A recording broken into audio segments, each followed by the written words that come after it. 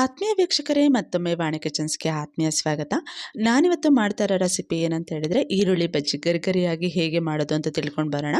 ಇನ್ನು ವಾಣಿ ಕಿಚನ್ಸ್‌ಗೆ ಯಾರೆಲ್ಲ ಸಬ್ಸ್ಕ್ರೈಬ್ ಆಗಿಲ್ಲ ಸಬ್ಸ್ಕ್ರೈಬ್ ಮಾಡ್ಕೊಳ್ಳಿ, ಲೈಕ್ ಮಾಡಿ, ಮರೆಯದೆ ನಿಮ್ಮ ಫ್ರೆಂಡ್ಸ್‌ಗೆ ಮತ್ತು ಫ್ಯಾಮಿಲಿ ಫ್ರೆಂಡ್ಸ್ಗೂ ಶೇರ್ ಮಾಡಿ. ಬನ್ನಿ ವೀಕ್ಷಕರೇ, ಈಗ ಈರುಳ್ಳಿ ಬಜ್ಜಿನ ಗರಿಗರಿಯಾಗಿ ಹೇಗೆ ಮಾಡೋದು ಅಂತ ತಿಳ್ಕೊಂಡು ಬರೋಣ.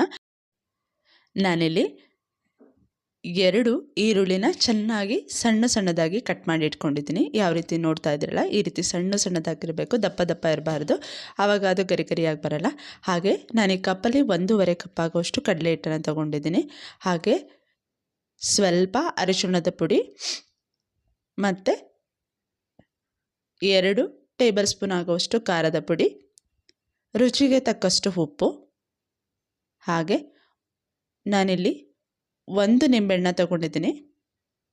2 ಭಾಗದಷ್ಟು ನಿಂಬೆ ರಸನ ಹಾಕ್ಕೊಳ್ತಾ ಇದ್ದೀನಿ. ಇದಕ್ಕೆ ರುಚಿ ಕೊಡೋದೆ ನಿಂಬೆಹಣ್ಣಿನ ರಸ. ಇದನ್ನೆಲ್ಲ ಹಾಕ್ಕೊಂಡು ಚೆನ್ನಾಗಿ ಮಿಕ್ಸ್ ಮಾಡ್ಕೊಳ್ತಾ ಇದ್ದೀನಿ. ಮಿಕ್ಸ್ ಮಾಡ್ಕೋಬೇಕಾದ್ರೆ ತುಂಬ ಗಟ್ಟಿಯಾಗೂ ಬೇಡ, ತುಂಬ ತೆಳುವಾಗೂ ಬೇಡ. ಯಾಕಂತ ಹೇಳಿದ್ರೆ ತುಂಬ ತೆಳುವಾಗಾದರೆ ನೀರು ಥರ ಆಗಿಬಿಡುತ್ತೆ. ಅದಕ್ಕೆ ಅದು ಬರೀ ಈರುಳ್ಳಿ ತಿಂದಂಗೆ ಅನಿಸುತ್ತೆ. ಯಾವ ರೀತಿ ಅಂತ ತೋರಿಸ್ತೀನಿ ನೋಡಿ. ಈ ರೀತಿ ಕಲಿಸ್ಕೊಂಡಾದಮೇಲೆ ನಾನು ಆಲ್ರೆಡಿ ಎಣ್ಣೆನ ಕಾಯ್ಲಿಕ್ಕೆ ಇಟ್ಟಿದ್ದೆ. ಎಣ್ಣೆ ಕಾದಿದೆ. ಎಣ್ಣೆ ಕಾದಾಗ ನಾನು ಈ ರೀತಿ ಒಂದೊಂದೇ ಬಿಡ್ತಾ ಹೋಗ್ತಾ ಇದ್ದೀನಿ ಎಣ್ಣೆ ಒಳಗಡೆ. ಅಂದರೆ ನೀವು ಫಸ್ಟ್ ಟೈಮು ಜಾಸ್ತಿ ಹಾಕ್ಲಿಕ್ಕೆ ಹೋಗಬೇಡಿ. ಯಾಕಂತ ಹೇಳಿದ್ರೆ ಎಣ್ಣೆ ಅಷ್ಟು ಚೆನ್ನಾಗಿ ಕಾದಿರಲ್ಲ. ಸೆಕೆಂಡ್ ಟೈಮ್ ಹಾಕಬೇಕಾದ್ರೆ ಜಾಸ್ತಿ ಹಾಕ್ಕೊಳ್ತಾ ಇದ್ದೀನಿ. ನೋಡಿ, ಈ ರೀತಿ ನಾವು ಹಾಕ್ಕೋಬೇಕಾದ್ರೆ ಒಂದೊಂದೇ ಹಾಕೋದ್ರಿಂದ ಈ ರೀತಿ ಗರಿಗರಿಯಾಗಿ ಈರುಳ್ಳಿ ಬಜ್ಜಿ ರೆಡಿ ಆಗುತ್ತೆ. ನೋಡ್ತಾ ಇದ್ದೀರಲ್ಲ.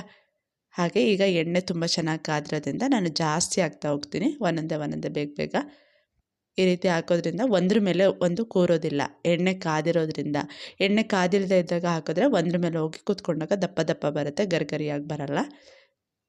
ತುಂಬ ಟೇಸ್ಟಿಯಾಗಿರುತ್ತೆ ವೀಕ್ಷಕರೇ. ಇದು ಸಂಜೆ ಟೈಮಲ್ಲಿ ಸ್ನ್ಯಾಕ್ಸ್ ಟೈಮಿಗೆ ಆಗ್ಬೋದು, ಇಲ್ಲ ಏನಾದರೂ ಗರಿಗರಿಯಾಗಿ ಚಳಿಗೆ ಏನಾದರೂ ಬಿಸಿಯಾಗಿ ಗರಮಾಗಿ ತಿನ್ನಬೇಕು ಅಂತ ಹೇಳಿದ್ರೆ ಈ ರೀತಿ ಮಾಡ್ಕೊಂಡು ತಿಂದು ನೋಡಿ. ನೀವೇ ಹೇಳ್ತೀರಾ ಎಷ್ಟು ಟೇಸ್ಟಿಯಾಗಿತ್ತು ಅಂತ ಹೇಳಿ. ನೋಡ್ತಾ ಇದ್ದೀರಲ್ಲ, ಈರುಳ್ಳಿ ಬಜ್ಜಿ ಗರಮ್ ಆಗಿ ರೆಡಿ ಆಗಿದೆ. ಇದು ಕೂಡ ಇನ್ನು ಉಳಿದಿರೋ ಅಂತಹ ಈರುಳ್ಳಿ ಬಜ್ಜಿನೂ ಕೂಡ ಎಣ್ಣೆಗೆ ಹಾಕ್ಕೊಳ್ತಾ ಇದ್ದೀನಿ.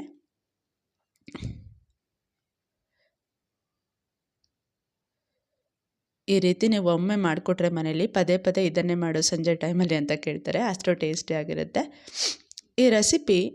ನಾನು ನಿಮಗೆ ಇಷ್ಟ ಆಗಿದೆ ಅಂದ್ಕೊಳ್ತೀನಿ. ನೀವು ಕೂಡ ಒಮ್ಮೆ ಮನೇಲಿ ಟ್ರೈ ಮಾಡಿ, ಹೇಗಿತ್ತು ಅಂತೇಳಿ ಕಮೆಂಟ್ ಬಾಕ್ಸಲ್ಲಿ ಕಮೆಂಟ್ ಮಾಡಿ. ನೋಡ್ತಾ ಇದ್ದಿರಲ್ಲ, ಈರುಳ್ಳಿ ಬಜ್ಜಿ ರೆಡಿ ಆಗಿದೆ ಎಲ್ಲ. ಹಾಗೆ ಲೈಕ್ ಮಾಡಿ, ಮರೆಯದೆ ನಿಮ್ಮ ಫ್ರೆಂಡ್ಸ್ಗೆ ಮತ್ತು ಫ್ಯಾಮಿಲಿ ಫ್ರೆಂಡ್ಸ್ಗೂ ಶೇರ್ ಮಾಡಿ. Thank you for the watching.